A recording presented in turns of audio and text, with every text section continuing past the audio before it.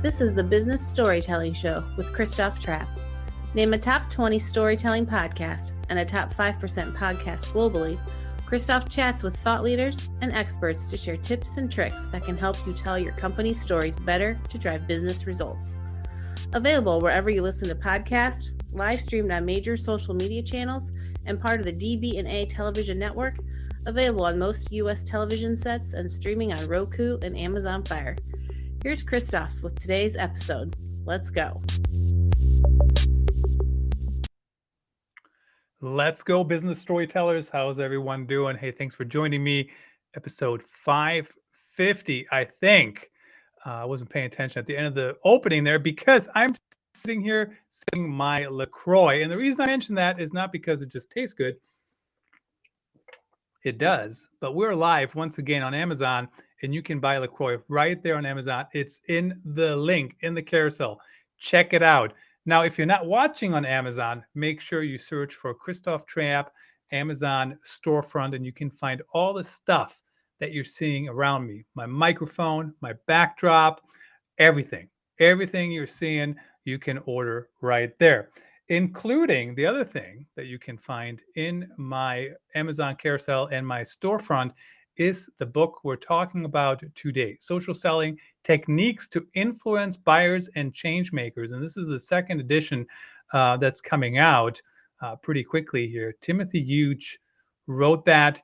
And social selling is a very interesting topic to me because, first of all, I know for a fact that it works.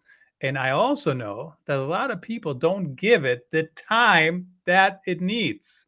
Stop looking at your watch, my friend, when you should be looking at your calendars. So let's get Tim Hughes on the show here, find out about what's new in social selling and how do we make it work moving forward. Tim, welcome to the show.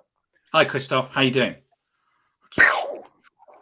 If you are watching on the podcast channels only, we fist bump on this show. So head on over to Spotify. That's where the video version is available. Tim, thank you so much for coming on. Congratulations on another launch of the book. Certainly, that's probably a bear to keep updated, right? Because stuff changes all the time. Yeah, it came out. The first edition came out in 2016, and it's been a runaway bestseller. And you can imagine during COVID, etc., it just went ballistic. And Kogan Page, my publisher, said we need to do a second edition. So that's what we've done. So you got right on that, and that's coming out right now. So the one thing, when I read your book, one thing that really stood out to me, and I'm a social guy, I want to connect socially and all those things, but I'm also a search guy. Okay. How do people find my stuff when they want to find me? And the section that really hit home to me was people go on TikTok and search for whatever, right? They search for what's content strategy, what's social selling, whatever. Kind of talk about that development. How does that fit into social selling today? Because now there's I don't know if we call it search SEO, but definitely it's search intent. Yeah, I think that, the figures are there's something like 40% of people, certainly under the age of 40, use social to search rather than they do with search engines. It's a massive problem for Google, as you can imagine. Because what we're now used to doing all those searches, and we're going online, and what we're doing is that we're more clever in the way that we search. And what we're doing is that we're going onto social media and saying, right, I've got a business project. I wonder what's out there. I wonder what's doing it. I wonder who could help me. We're now seeing on the 20th of September, IDC and SAP came out with some research saying that 67% of buyers are now using social media as a way to research products and services. Because what we all do is that we reach for our mobile phones whenever we want to buy anything. Yeah, that's certainly what I do. And very, very interesting. It kind of changes my content strategy just a little bit, right? I should also put my stuff on these social channels to be found. But let's kind of move off being found. How else are we socially selling? What are the basics that people should think about? And are we only talking about the sales team, or who are we talking about? Who should be doing this? Well, generally we can talk about sales because it's kind of easy, because we can say we can increase your revenues by 30% and reduce your sales cycles by 40%, which is that's something that people can actually grab hold of. Though what we're seeing is that it's actually far wider than that. So let me just explain a little bit about what you can do in terms of social selling. So first and foremost, what is it not? It's not sending spammy messages over social, which is what people think it is. So one of the things that that sales and marketing has been for the last probably 30, 40 years is around interruption. So a cold call, I interrupt you and I pitch. In email marketing, I interrupt you and I pitch. Advertising is I interrupt you and I pitch. So people think that social is I'm going to interrupt you and I'm going to pitch. And what happens is that you don't get very far. Social media is social media, not spam media. And so there's a different way that you need to work, which is to understand that the modern buyer has changed. Social media has changed the world. It's changed society, and it's changed the way that we do business. And, we're always looking people up. First thing that people, Tim Hughes, who's that? Oh, well, I'm going to look him up on social, or I'm going to search for him. And so what we need to do is that we need to be understanding that and then respond to that. So there's three things that you can do. The first thing is you need a buyer-centric profile. So the profile needs to be a profile where someone goes, that's interesting. So if we take LinkedIn, for example, there's 850 million people on it. Your profile, in effect, is a shop window to the world. So there's 850 million people walking past it every day. And are they going, well, that person's looking for a job, or that person's boring? Or are they going, that looks interesting, I think they could help me? And that's the difference and the transformation that we're seeing. So we have a client, Nemos, which is a 100-person Oracle reseller. They had a situation where we transform the sales team. They're active on social, and then their buyers are active on social, and they see one of the salespeople and actually approach them and say, I think you could help me. This is the project that we've got. Can you do that? And then there's a classic sales conversation goes on. And then what happens is that they connect, and that turned into a $2.6 million deal.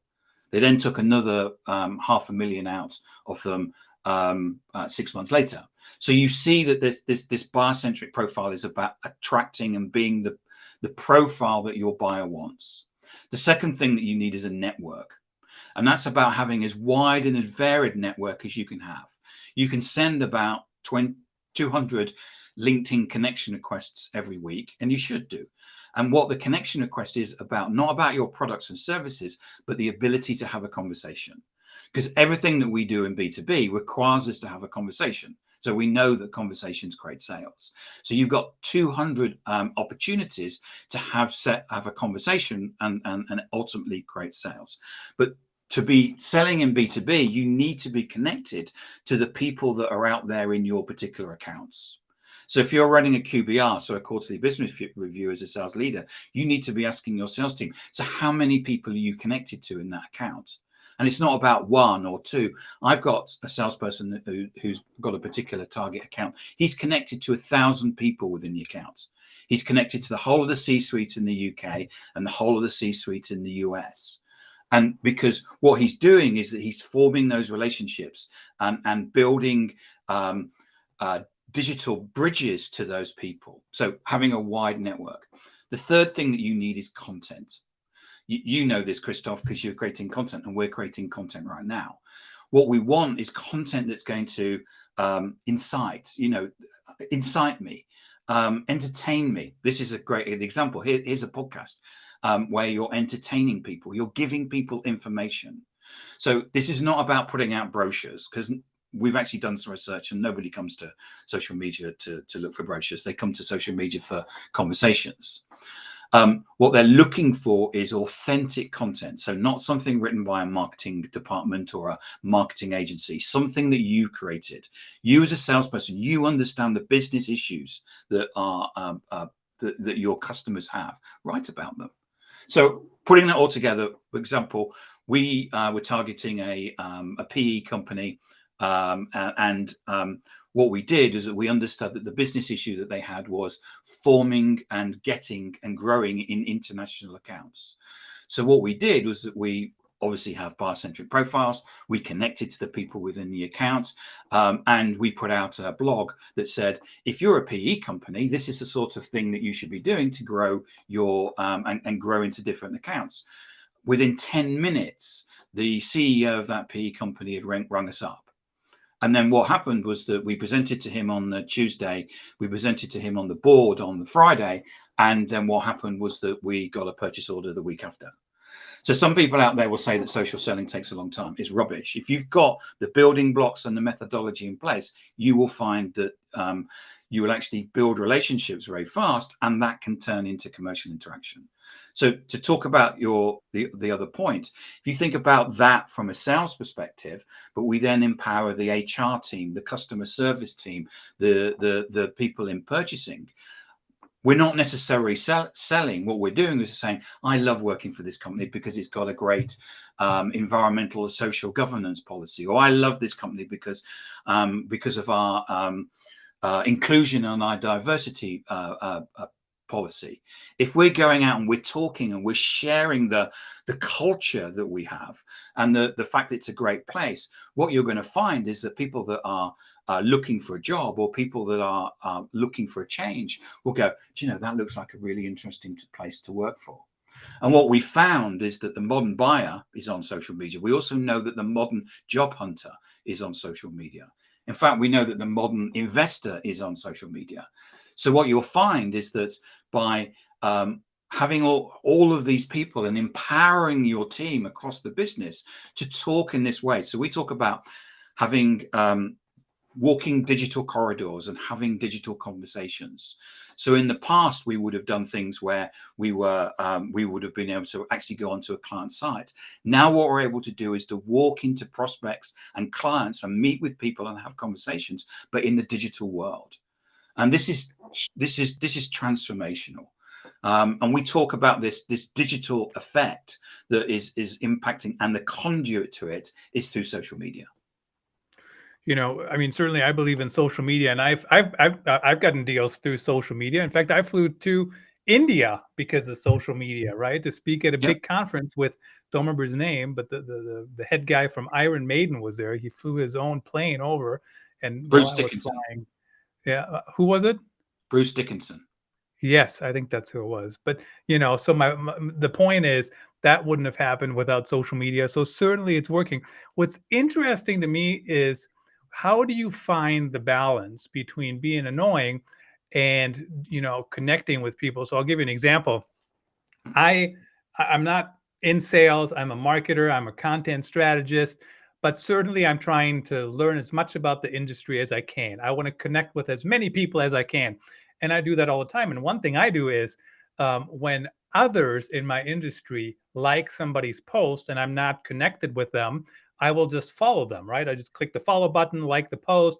If I have something to say of value, I might comment. I don't do comments like, oh, that's awesome. That's great. Like, I want to have something a little bit more in depth.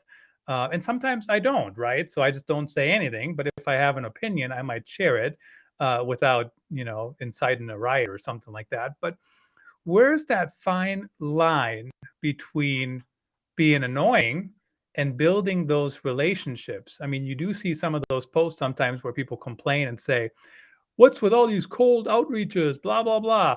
And then somebody should tell them that, hey, your sales team, buddy, is having a lot of success with that same thing you're complaining about.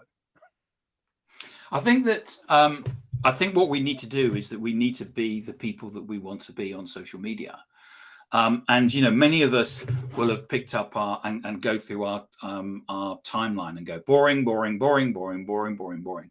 And then what you do is you take one of the brochures within your company and you post it out, and then you wonder why you don't get any engagement.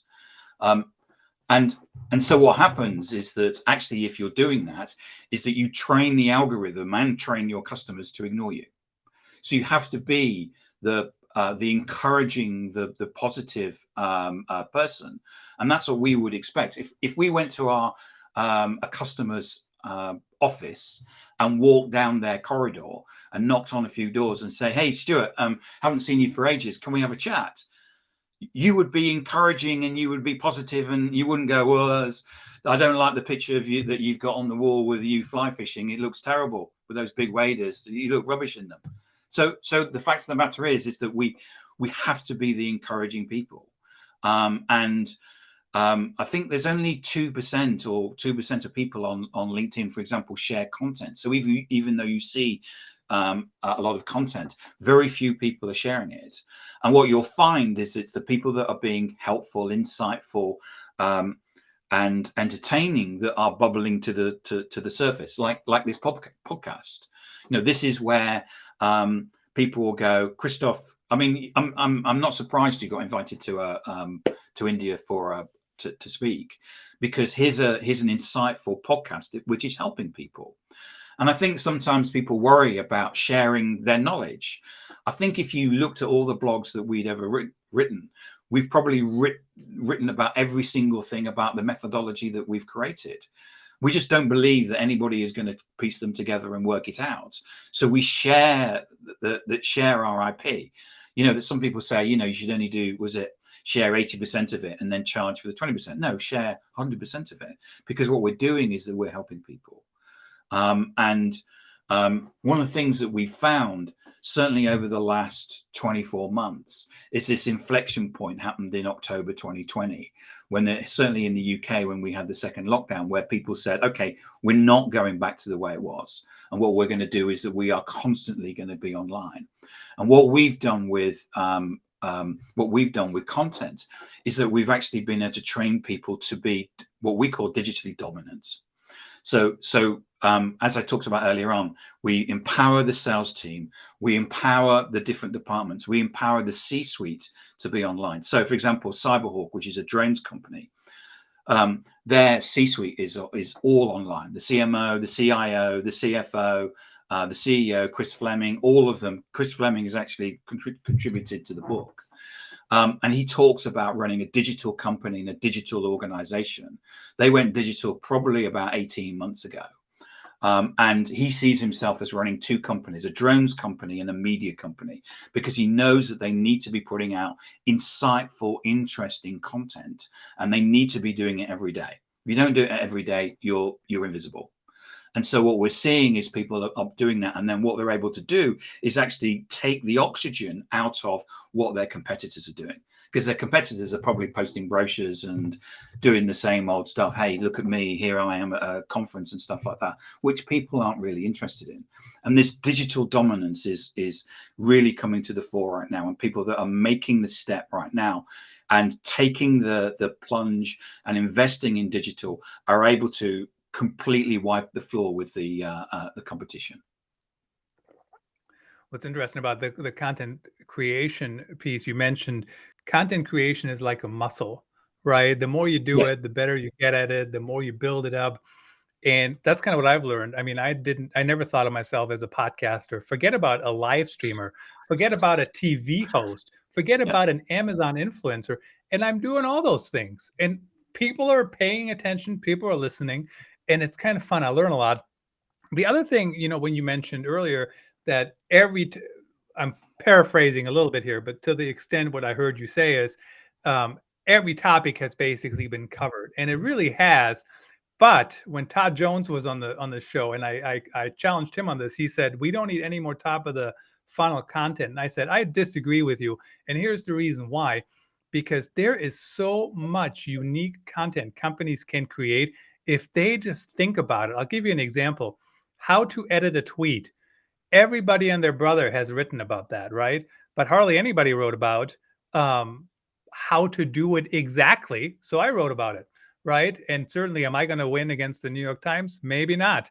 But I'm trying, right? And I've had other cases where that actually happened. So we have Tibby Begman. You go ahead. Tell me how to pronounce it. I think it's Tiba Bergman. She's from Denmark.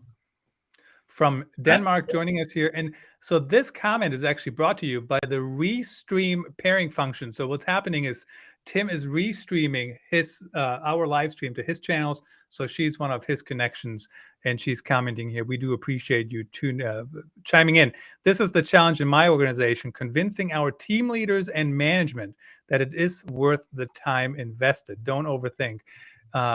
In a couple minutes, Tim, how do we convince people to actually get going, or is it really just like just go, just do it, and then you can prove it later?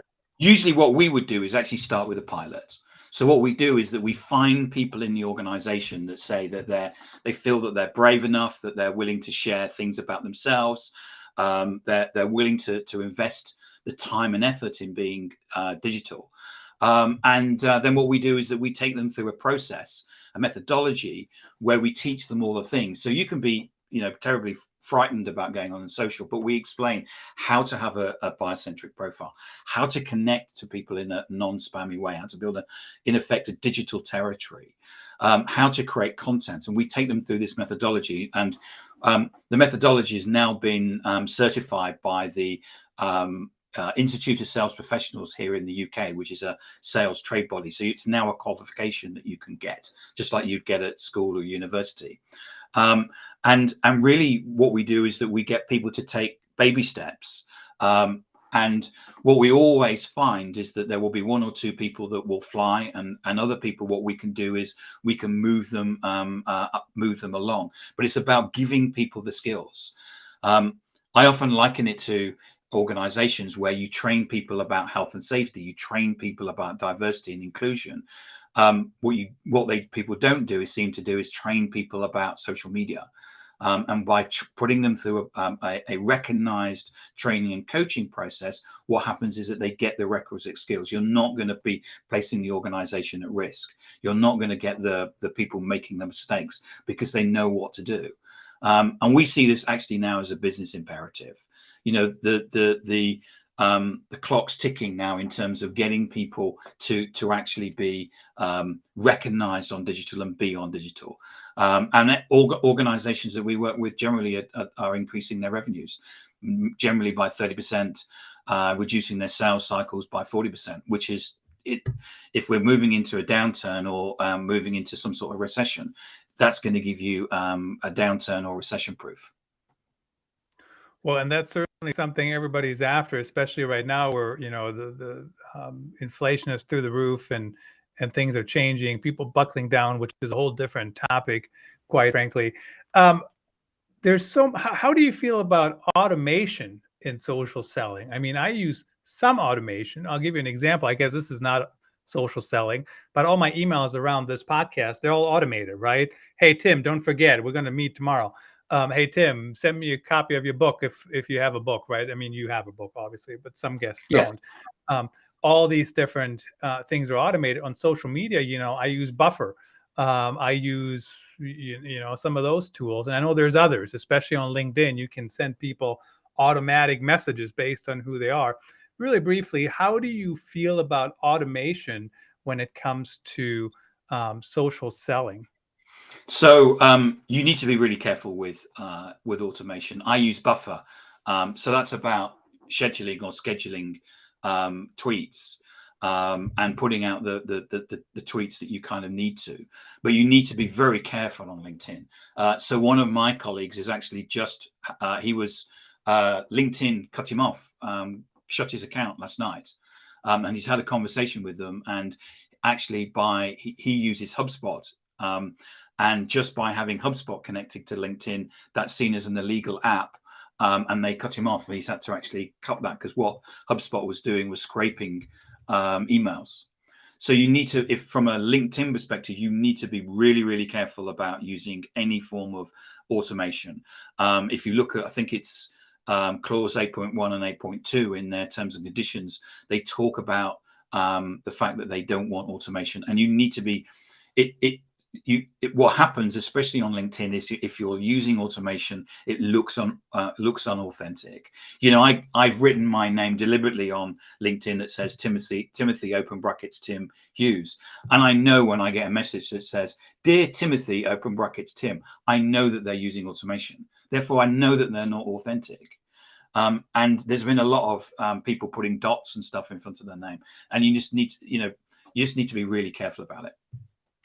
I've done that too. I used to have a podcast microphone at the beginning of my name, and every time I get an automated message, I would get that. So in the last 30 seconds here, tell me, how do people work with you? How do they reach out to you? And if you can fit it in, what does it mean that you should have played Quidditch for England? I'm lost. Okay. So best place to get me is my LinkedIn profile. I'm Timothy Hughes on LinkedIn, or you can find me Timothy_Hughes on Twitter. The other thing is, the key thing about your LinkedIn profile is your summary title. It's the most visible thing about you on the internet. And what you need to do is create curiosity. So what happens when someone goes, and my title is should have played Quidditch for England, someone goes, what on earth is that? And they come over to my LinkedIn profile. Because I have the professional edition, I can see that someone's been to my profile, and I can start a conversation with them. Classic. But what's a Quidditch?